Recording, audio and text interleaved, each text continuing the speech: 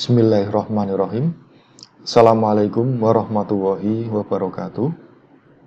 Apa kabar semuanya?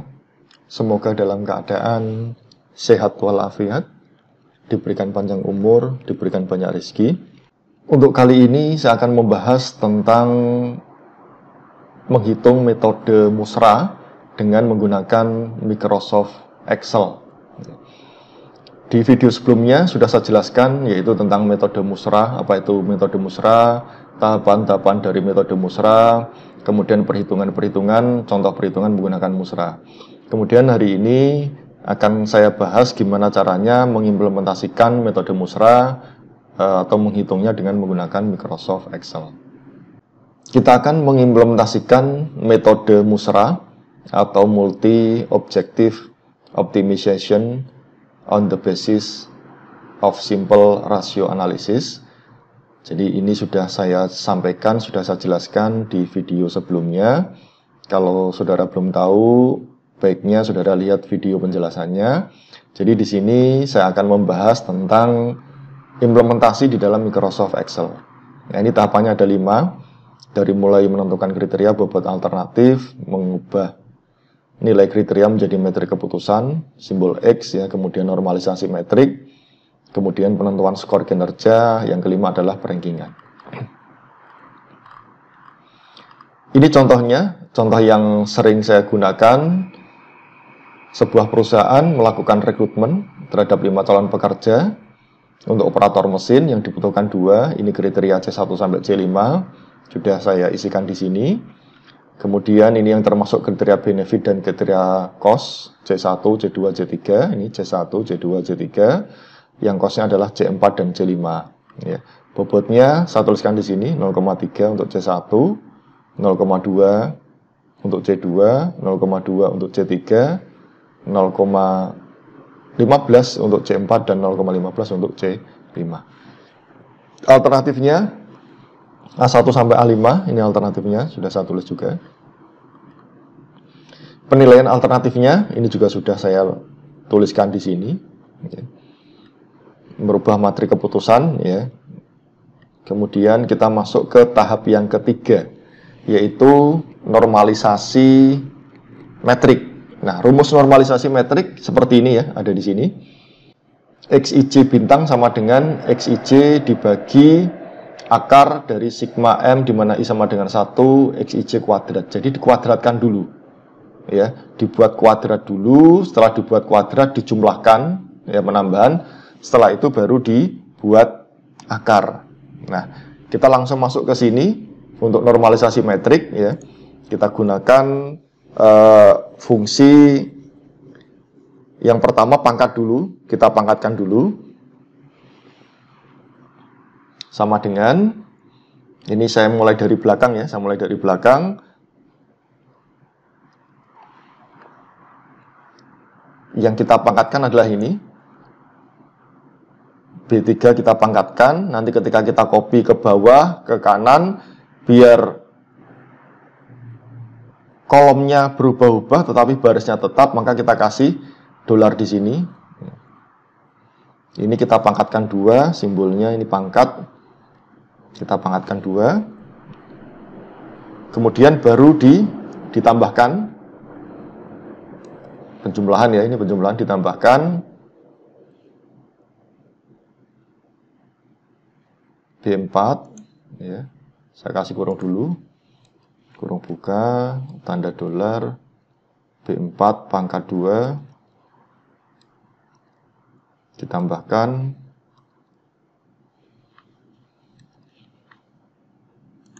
B5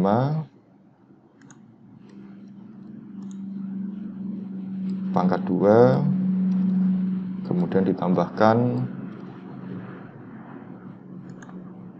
B6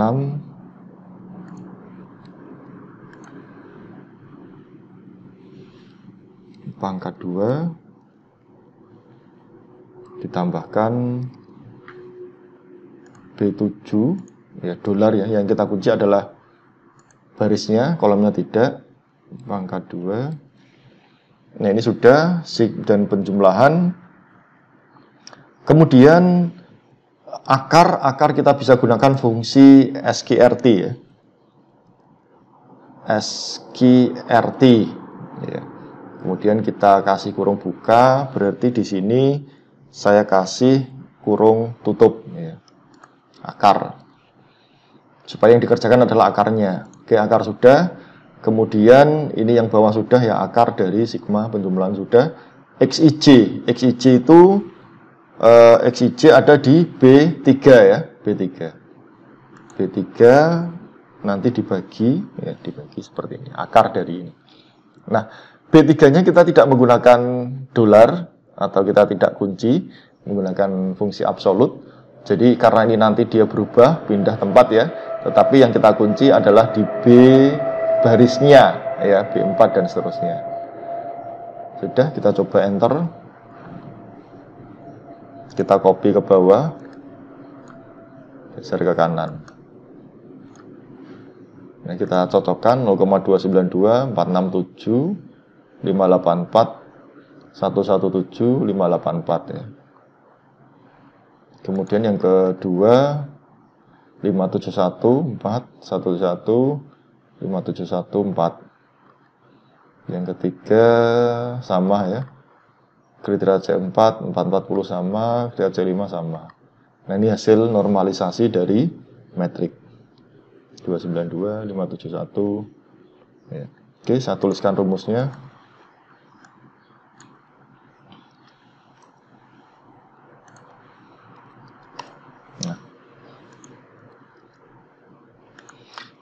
Oke, ini rumusnya. Jadi penjelasannya seperti ini. Yang pertama kita pangkatkan dulu ya. Kita pangkatkan dulu dari sel ini, sel B3.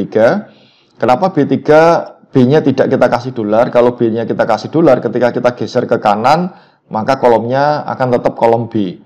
Tetapi ketika tidak kita kasih tanda dolar, itu dia akan berpindah ke kolom C, kolom D, kolom E, kolom F. Nah, yang kita kunci itu adalah di barisnya, ya, barisnya. Baris ketiganya ini tetap, ya. Jadi di sini baris ketiga, ya, kemudian ini baris keempat, baris kelima dan seterusnya.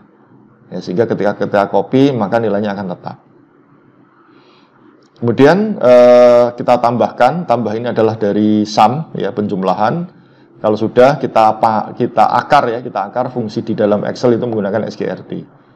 Ya, kalau sudah baru kita bagi dengan Xij-nya. Ini untuk rumus dari normalisasi metrik. Berikutnya kita akan menentukan skor kinerja, ya, skor kinerja. Untuk penentuan skor kinerja itu kita bisa langsung menggunakan rumus yang ada di sini. Ya. Tetapi bagi saya mungkin lebih enak kalau kita kalikan dulu. Kita kalikan dulu dari normalisasi metrik dengan bobotnya. Ya, di sini juga sudah ya, sudah saya jelaskan. Kita lebih mudahnya kita kalikan dulu ya. Kita kalikan dulu dari normalisasi dengan bobot. Jadi kita gunakan rumus yang di belakang ini dulu. Ya, WJ dikali XIJ bintang. Kita kalikan dulu sama dengan ini ya. Dikalikan kalikan bobot. Nah, bobotnya supaya dia nilainya tetap, kita kunci di barisnya.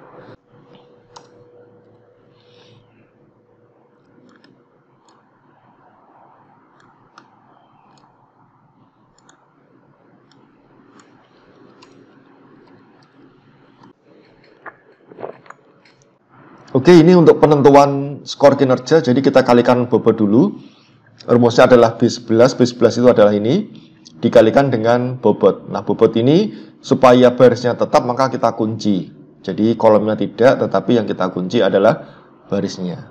Kita lihat 0,088, 0,114, 0,98, 0,098, 0,066, 0,059 ya, ini sama.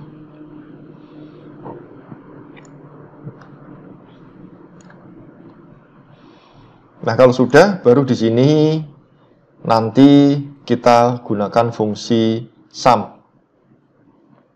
Sum di sini adalah penjumlahan ya, penjumlahan dari total benefit. Jadi penjumlahan ya dari total benefit.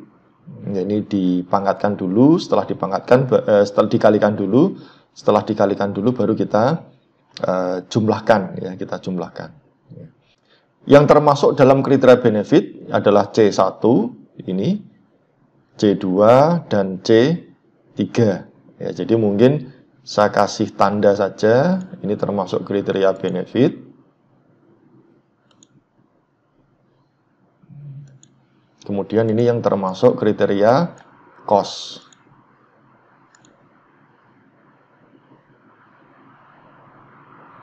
Ya, ini kriteria benefit, ini kriteria cost. Nah, saya tinggal jumlahkan saja. Untuk kriteria benefitnya sama dengan ini ditambahkan ini, ditambahkan ini. Ya, 3. Saya kopikan ke bawah. Untuk yang cost berarti sama dengan ini ditambahkan dengan ini.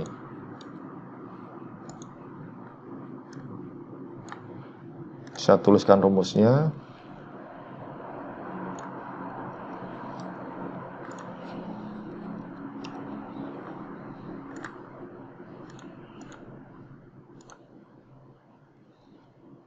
Ini yang benefit. Kemudian ini yang cost.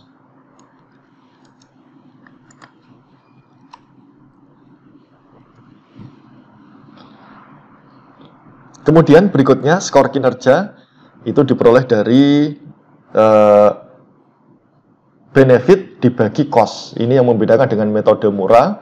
Kalau metode murah dikurangi ya, hasil ini dikurangi ini. Tetapi kalau metode musra itu dibagi. Jadi total keseluruhan dari benefit ya dibagi dari total keseluruhan dari cost, dari skor kinerjanya ya. Oke, baik, kita bagi sama dengan ini dibagi ini. Nah, ini hasilnya, hasil akhirnya ya. Hasil akhirnya kita cari ranking ya. Ini saya tebalkan dulu ya. Sama dengan ring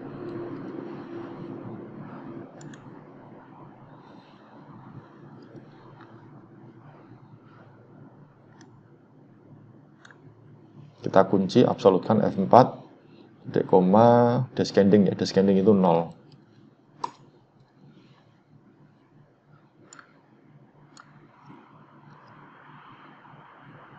Oke, ini rumusnya. Ini rumus untuk skor kinerja, kemudian ini rumus untuk rankingnya.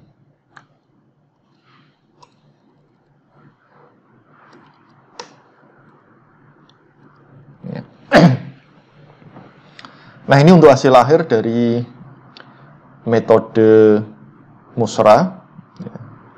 Ini kalau kita lihat sama ya dengan metode murah, untuk hasil akhirnya rankingnya juga tetap. Nah, bisa jadi berubah. Jadi saya pernah baca ada penelitian dia yang mengcompare atau membandingkan metode murah dengan metode musra. Ya, hasilnya pun juga beda. Ya, kebetulan ini perhitungan untuk metode murah dan musranya hasilnya sama. Ini bisa menjadi topik penelitian ya, bisa menjadi topik penelitian mengcompare, membandingkan antara metode murah dengan metode musra. Jadi simpel ya, untuk metode musra tidak sesusah yang dibayangkan karena ini hanya di sini jadi skor kinerjanya yang metode murah dikurangi, metode musra ini dibagi. Nah, ini hasilnya. Baik, mungkin itu untuk